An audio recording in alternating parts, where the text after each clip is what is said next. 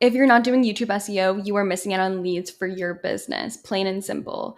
I'm going to give you today the scale framework, my scale framework for attracting leads on YouTube. And I'm an SEO strategist and business growth expert. I run an agency. I help business owners get more organic growth for their businesses.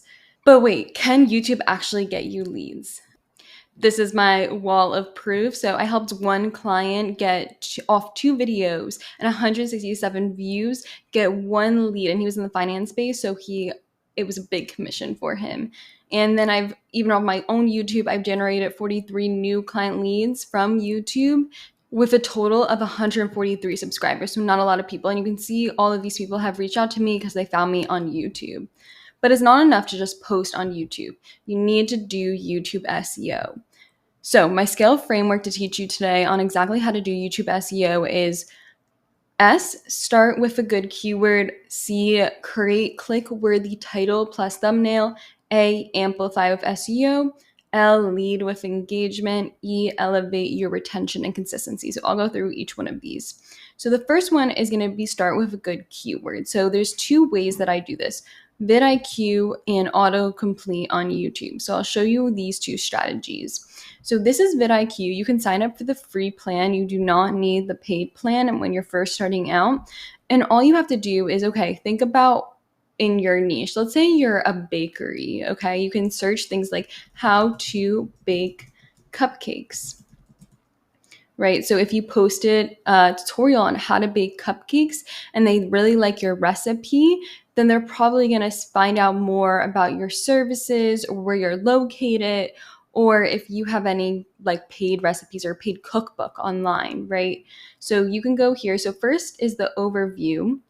And this just shows you, it's 30 overall score, which means there's not a ton of search volume. So this is 1200 and the competition is very high. So that's why it's showing you a score of 30. And usually a score around like 1 or 2 is really, really good.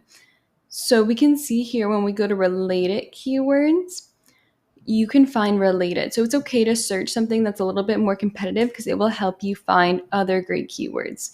So we can see here it's pulling up baking, which has a ton of, so we can see when we go to related keywords, other keywords here. So all of these are very high and high. That just means the competition out there. So I wouldn't recommend going for any of these if you're a new channel starting out. What I would recommend is maybe going to matching terms, seeing if there's anything else here, and then we can start niching down a bit. So let's say you're a vegan, your niche is vegan, so you can go ahead and see how to bake vegan cupcakes, right? Related. Okay, awesome. So how to bake vegan cupcakes. It has a good amount of search volume. You can see here it's 1,000 and the competition is low.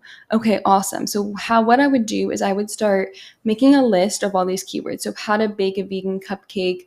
And then I would find if there's any more like vegan vanilla cupcakes. Looks like a really great high search volume and low competition. Let's do another example really quickly. And again, I would just make a list of, the primary keywords. So this, how to bake vegan cupcakes, and then vegan vanilla cupcakes would be a sub keyword. Now, let's say that you're a social media management software. So all I'm going to want to do is maybe search a keyword like how to post on social media automatic. So you're a software that publishes on social media. So right here, how to post on social media automatically. There's 1,000 search volume and it's very low competition. So blog post to Facebook, WordPress, auto poster, right? All of these are really great keywords to go after. When I go to matching terms, I'm going to find even more. How to post one social media post, it posts on the other ones automatically. So interesting. Okay, so maybe I'm a software that can do that. I would create a YouTube tutorial around that, right? And bring in leads by just teaching how to do something. This is brilliant for software businesses because it's like how to do X, Y, and Z. And then you show them how to do that with your software. So then obviously they're going to need your software to do the problem that they're trying to solve. So this is a brilliant strategy for software companies. Okay, awesome. So After we do some keyword research, we can keep going with this. We can just type in like vague keywords like finance, go to related terms, matching terms, and we'll be able to see stuff like personal finance. Okay, cool. That's very high, but we can go to questions. What are the questions people have? So we can see here how to track and categorize personal finance transactions with AI. Okay, that's medium competition. How to form my personal finance in a spreadsheet. Okay, so if I was in any of these niches and it makes sense for me, then I would go for these keywords.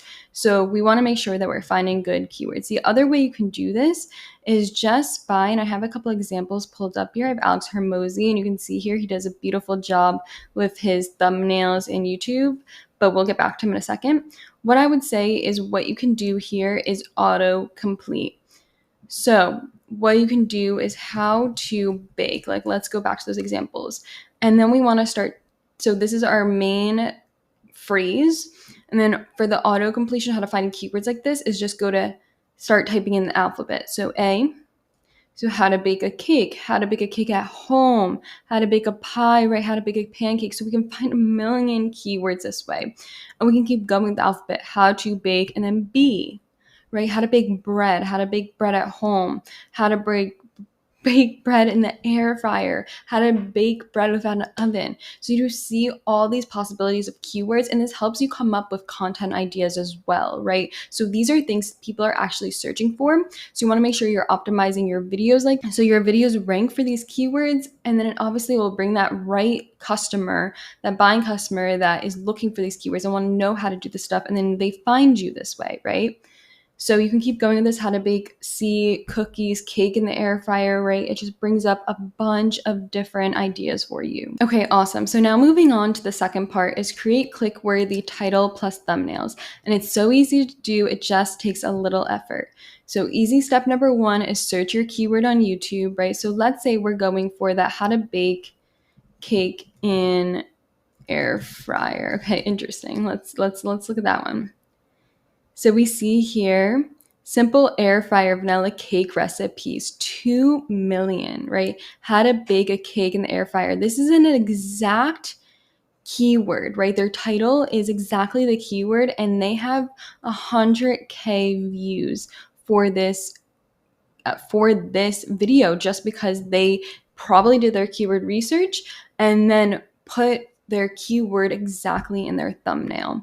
So search your keyword on YouTube, take note of what your competition is doing, and then easy step number 3 is just do it better. Okay, cool. So if I was trying to go after this keyword, I'm going to look at my competition. So I see here, this one's going for the exact keyword. So maybe what I would do better is how to bake cake in the air fryer, how to bake a simple cake in the air fryer, right? So maybe I'm targeting more that simple way, how to bake a cake in the air fryer, my secret recipe, right? I can go for that. So from scratch, I can combine these two top ones and say how to bake a cake in the air fryer from scratch. Or I can put the year 2025 to make it update it. The most amazing air fryer vanilla cake recipe, right? Okay, amazing. So this one has 500,000 views. So all you have to do is just take notice of what the competition is. They're saying vanilla cake. Up here, they said vanilla cake. So really interesting. So a lot of people are searching for vanilla cake. So maybe I would take how to make a vanilla cake in the air fryer, right? I would take what the competition is doing, try to find commonalities between the different videos, and then just do that, right? And then in terms of the thumbnails, each one of these you'll notice has, okay, it looks like a cake in the thumbnail. This one as well, it's a cake. Okay, so they're all cake. And what you'll also notice is this one says moist and easy cake. This one says moist and easy cake. So you can see this one. I don't know if it's the same person, but they took the same idea. Yeah, it is the same person. I was going to say they copied it 100%, but they're ranking for both of these on the main keyword, which is how to bake a cake in the air fryer. So what I would do is I can probably do a better picture than this. So I would create a really amazing click-worthy type of cake and take a picture of that. They're going to want to click on it because they're going to want to create the same cake I created. So you want to make sure the cake is really pleasing to the eye and the taste buds. So I would really go out of my way to make an extremely great cake for the picture and then have that as a thumbnail. Like this one probably has that many views because this one is an insanely beautiful cake, right? I want to bake a cake like that. So obviously I'm going to watch that video to try to make a cake like that. You can also see here words like easy, moist, right? Those are two words that are happening a lot here. So I would probably post something like moist and easy, right? I would have something like that in there. So let's go through more examples. I'm going to go to Pacific Channel. So let's go to Alex Hermosi. He does a beautiful job with his YouTube strategy. And for his thumbnails, you'll see that he evokes a lot of emotion in his thumbnail. So the face matters. And that's why if you're really building that personal brand and driving leads to your company that way, just like he does with acquisition.com, but all you want to do is just evoke some sort of emotion. So you can see here, he's really happy. He is smiling for most of these. He's with a lot of money. This one's like, you're not ready for this. And then he has a type of face that's like, ooh, okay, what could it be? This one's a little ominous, like how to make money so fast it's illegal. This one's a beautiful example of this. You can see his before, he's slouched, he's like really upset looking, and then after he's with a lot of money, he's really happy, right? So people are going to want to click on that because they're like, okay, before he was like this, now after whatever he's trying to teach, he's like this. I want to be like that too. Another person you might have heard of is Mr. Beast. So he's an insane YouTuber and he posts videos, and his YouTube strategy is really insane. He posts videos around doing very crazy type of stuff, and that's great. So he has 7 days stranded in a cave, right? Look at his face. His face is quite exhausted. It's actually a cave, right? And what I would say is never have clickbait thumbnails. So if you're doing an example like you're crashing a Lamborghini and you have a picture of the Lamborghini and it's crashed or it's in shambles or something, make sure you actually crash a Lamborghini and it's not like a video on how to walk a dog or something like that, right? You want to make sure that you're always meeting the expectations because that's just going to ruin your trust for your brand. So make sure your thumbnails are very eye-catching. I would recommend like really putting your face on there if you can and really evoking some sort of emotion. And again, do what we just did by looking at the competition, see what's working for your competition. So I want to look at an example as well, learn with Shopify. So Shopify, if you don't know, it's a website builder software that is specifically for e-commerce store. So they do a really beautiful job on YouTube. They have more than 500,000 subscribers, over 1,000 YouTube videos. And there's a reason why they're spending so much marketing budget on this, because it actually brings in a tremendous amount of leads. Again, it's beautiful for software companies because essentially what they do is they teach people how to do something with their software. So obviously the person most likely will need their software in order to do their thing they're trying to learn. So you can see here the YouTube videos, they have a bunch of different actors and actresses who are coming on here and teaching something, but their YouTube videos is like top trending products. And obviously she's like gasp, right? She's like, oh, this is sold out, top trending products. This one's how to start a business with little to no money. She has a $5 bill on here. They're like, this is all you need. And her face looks like, okay, I would trust her. She looks like an expert in the field, right? So you want to make sure that you are taking note of what other people are doing their thumbnail, evoking some emotion, and creating something that people are going to want to click, right? This is the main way that you're going to get people to click. And again, you want to take note. I would do something with the keyword, but if you have like a trending topic that's happening too, you can go ahead and make a video about that and then put the trending topic a little bit like enticing in the title.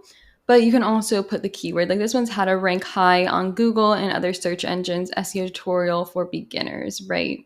So I'm sure there was a keyword around how to rank high on Google. So if I go here, yep, the competition's low. There's 1,100 people searching for this keyword and wanting to know how to rank high on Google.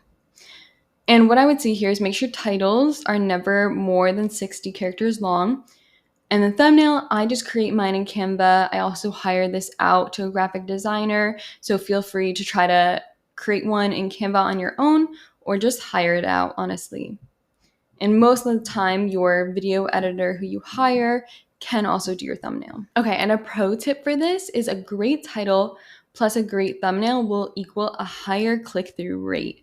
So this is how you can see what's working on your channel and what's not. So a click-through rate, CTR, is the percentage of people who see your video thumbnail or title and decide to click on it, right? So we're on YouTube, we're like, okay, based on the title, based on the thumbnail, because that's what they see first, they're going to click on it, right? So sometimes if I see it, I don't like the thumbnail, I don't like the title, I'm not going to click on it. So an example, if 100 people see your video and 10 click on it to watch it, your CTR is 10%. A higher CTR means more views, more people are watching your video, better rankings. YouTube rewards videos with high CTR by showing them to more people. So YouTube really looks at CTR a lot. The click-through rate is probably one of the metrics that they matters most on YouTube. And channel growth. More clicks lead to more engagement, subscribers, growth, and aka leads. Cool. So we're moving on to step number 3, which is going to be amplify SEO with 3 things. 1 is description, 2 is tags, 3 is chapters. So number 1 is description. So lead with your keyword plus add a call to action and explain your video briefly in the description. So if we look over here, I'm going to go to Shopify as an example. And let's go back to this one. So we can see here that this is the description, and I'm going to click on more to see what they said. So the first thing you'll notice here is how to get your website to rank number 1 on Google and other search engines. They put their keyword right here in the first sentence. And then down here, they have calls to action, right? How to actually get leads. And the first way to get leads here is going to be having a lead magnet. So Shopify and most software companies are going to have a free trial lead magnet. So here it's easy to click on. I just click here and then, okay, basically a lead turned into a customer because I'm going to go ahead and buy, even if it's $1 a month, I'm going to put my email address, I'm going to start the free trial. Bam, that led from a lead finding me on YouTube to actually a paying customer, right? So that's how you get leads and convert them into customers. You have to have a strong call to action, have it in the beginning of your YouTube description, and make sure it's easy for me to click on. And the title, again, have your keyword in at least the first line. So they said how to rank on Google in their title, and their keyword is how to get your website. And their secondary keyword, or maybe another keyword they found, is how to get your website to rank number 1 on Google. So if I go here, okay, cool, there's a lot of search volume here. So 1420 people are searching for this keyword on Google. And let's see if they're ranking for it. So I'm going to go on YouTube and I search this keyword that they are trying to rank for. And you can see here, they are in this position right here. So they are on the first page of YouTube. They're coming up for this keyword. So they did a beautiful job with their SEO. Let me see if they're ranking for also the keyword that they put in their title. Let's see where they are for that one. Okay, so let's search that other keyword they're trying to rank for as well. Let's see. Yep, they're also on the first page of Google. So you can see here, if I was to go on YouTube and search how to rank high on Google or how to get my website to rank number 1 on Google, I'm going to find them. And there's a lot of people monthly searching for those 2 keywords. So that is how you get keywords, put them in your title, in your description, and then rank on YouTube. And cool, so a couple other things with their description. They have SEO, how to get your business to rank higher in Google, and they have a little bit more description about it. They have a call to action to subscribe to their YouTube channel. They have chapters, which you always want to include. They have, oh my God, all of their video tutorials here as well. More tools, okay, they're promoting their product a little bit more. And that's it. And then subscribe. And then they have some hashtags too. So this is also great. So hashtag Google search, hashtag SEO. So you also want to include some hashtags that make sense in the bottom of your description too. Number 2 is tags. you want to make sure that you're including 5 to 10 tags related to your video. Think specific and niche focus. And for me, I just use rapid tags. It's beautiful. So you just want to go to here. I'll have the link in the description, and you're just going to want to put in your keyword.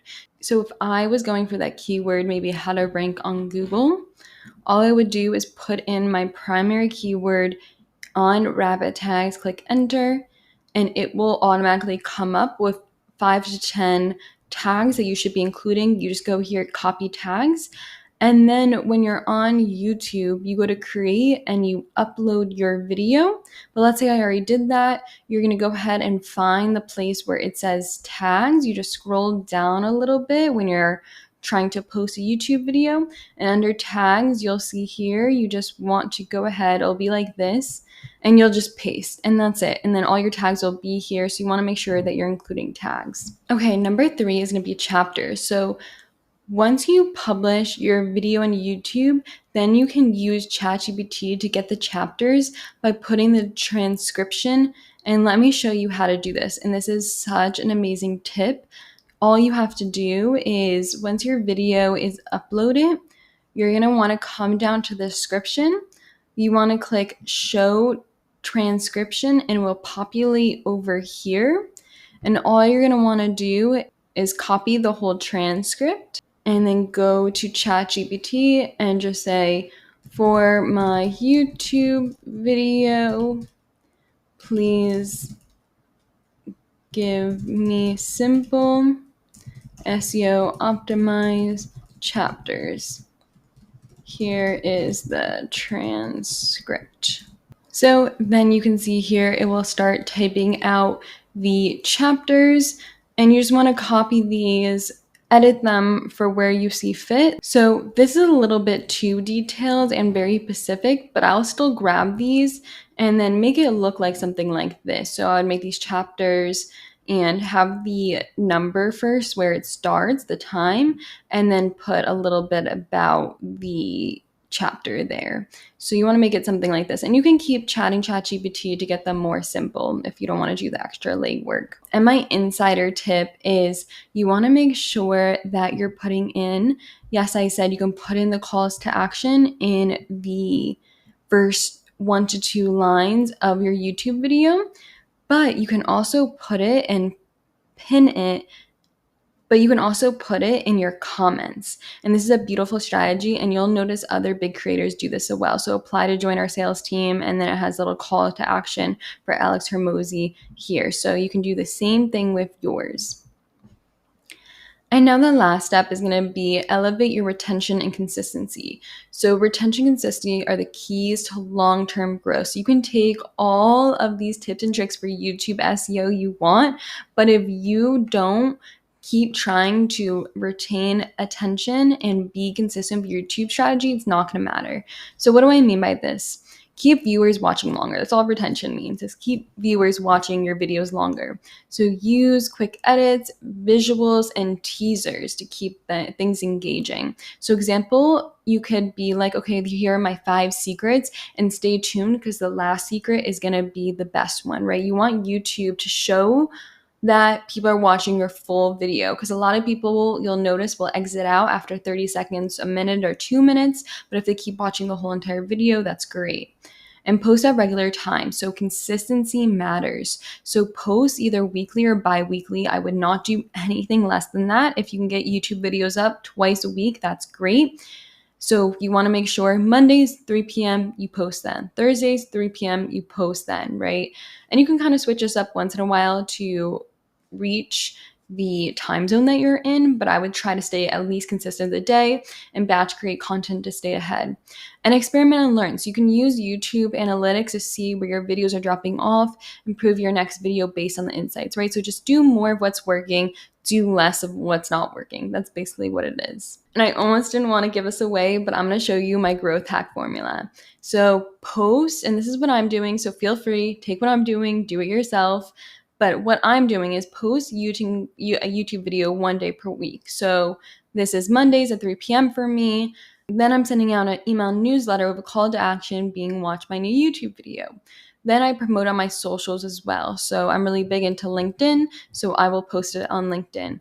And I keep it consistent. So one day a week, example, Monday at 3 p.m. for me, my audience is anticipating that that day is going to be a YouTube video, and they'll even start to look forward to it. So for example, I posted this one, I sent out an email newsletter for it, and I also posted it on my LinkedIn, right? So it's as simple as that. That's my growth hack formula for you. So marketing is truly as simple as that. Don't overcomplicate it. Just know what's working and then do more of what's working.